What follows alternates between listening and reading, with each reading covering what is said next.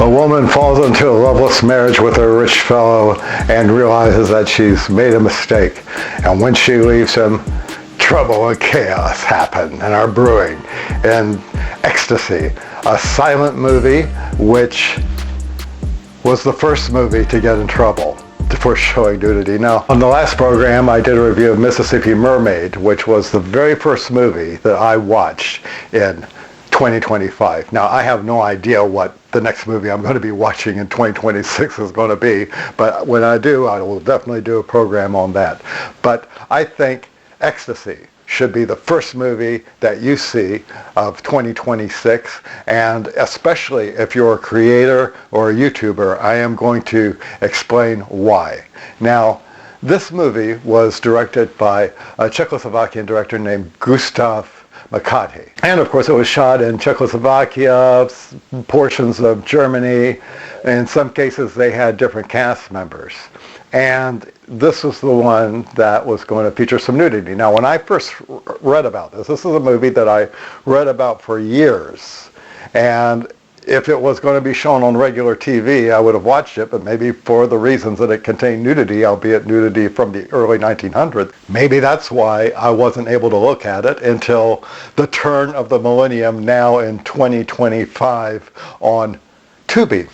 And it's still there, and it packs a powerful emotional punch, even though it is a silent movie. Now, there are some things about this movie that I really, really like.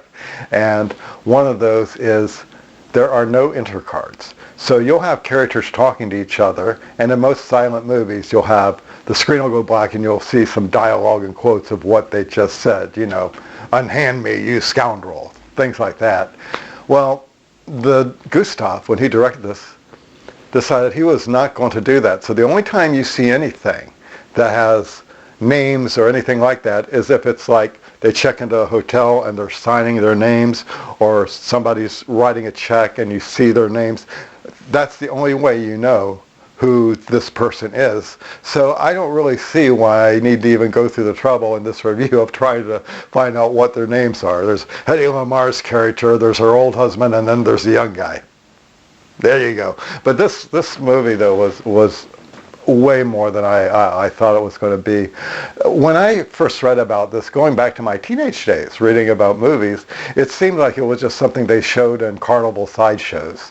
You know, look at this naked lady in this black and white movie.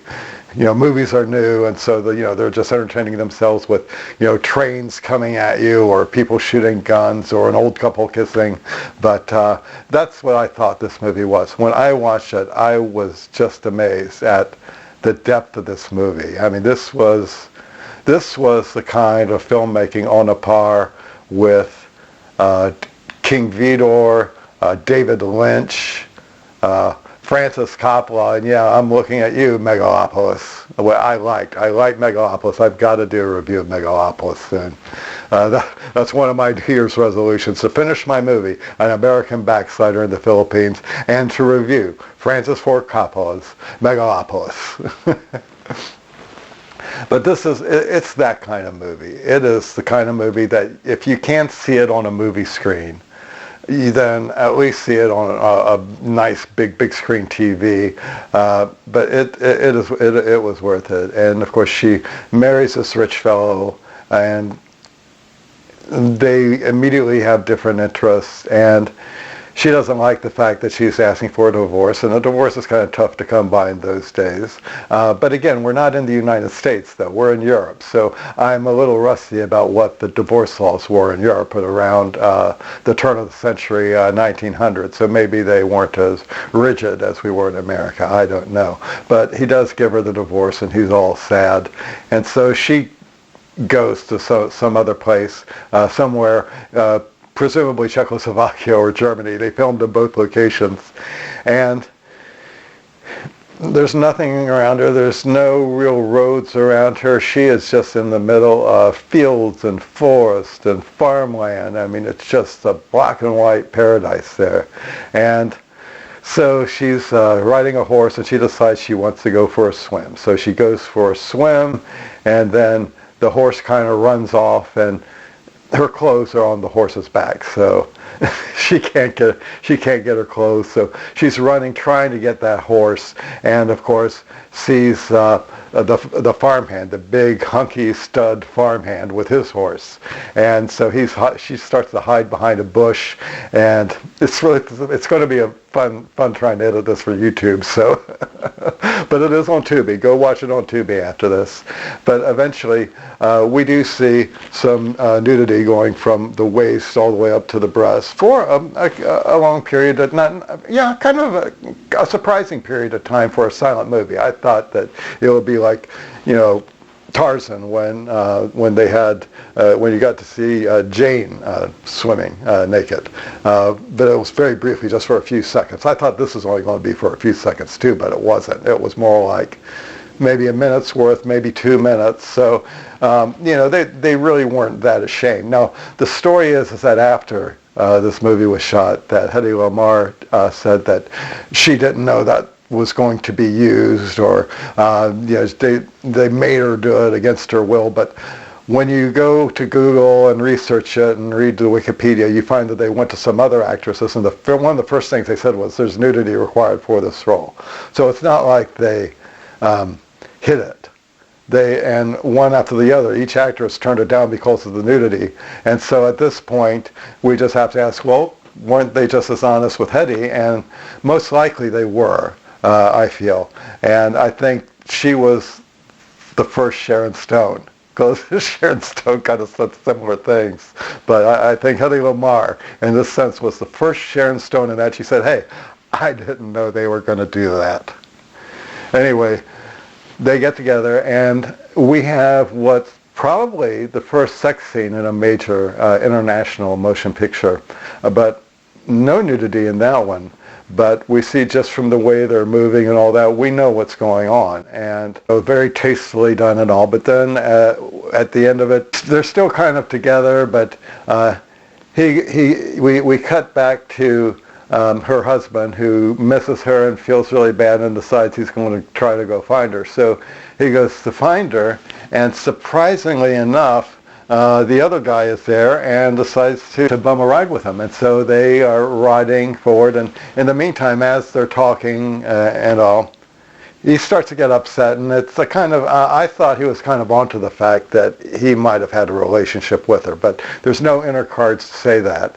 But, and this is one of the strengths of the movie too, so because we don't have somebody telling us what is being said in this movie, it forces us as the audience to imagine, what is this person thinking? What is this person saying?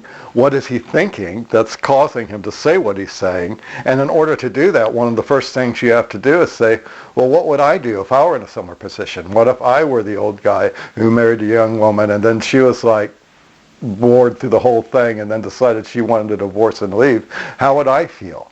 Or how would I feel about what happens later with the young stud there? How would I feel if that happened to me?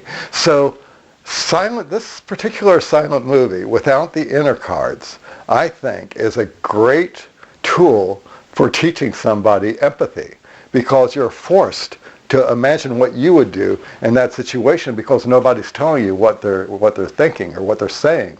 Well, anyway, the old guy catches on and blows his brains out, and that just puts a pall over everybody.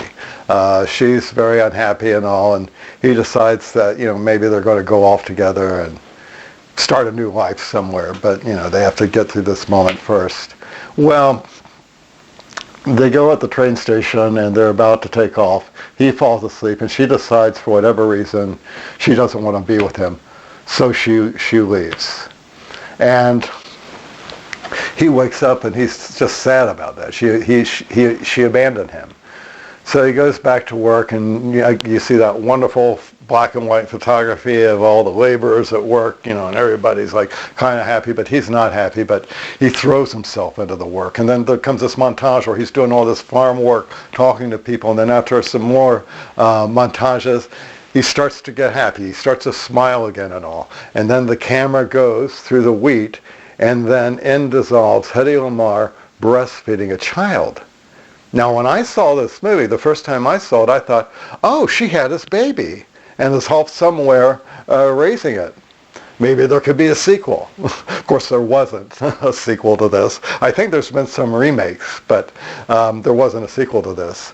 But even with a remake, that can't capture the power of a movie that forces you to enter it, to enter its world, and to imagine, well, if that were me, how would I handle it in order to understand what was going on? So I think this is just a wonderful movie, and as the movie industry is kind of collapsing on itself right now, and regular people like you and me are, have the ability to make movies in our hands, either with our phone or with a camera or what have you, then this is an ideal movie to watch and emulate on how they're able to get all this emotion across without saying a word. Remember, most people are watching your videos either in an office space or in a place where they don't want to have the volume turned up, and maybe they're the type of person who doesn't want to walk around with headphones all day. So it's becoming more and more important to be able to convey an idea, to convey a story without dialogue. And so watch this movie. It's playing on Tubi, and I bet it's on a number of other streaming channels as well. And see how it affects you, and then go and do thou likewise. Thank you for watching Psycho Cinema Therapy Theater. And don't forget, if you like this program and want to see more, please like and subscribe. And I will see you next time.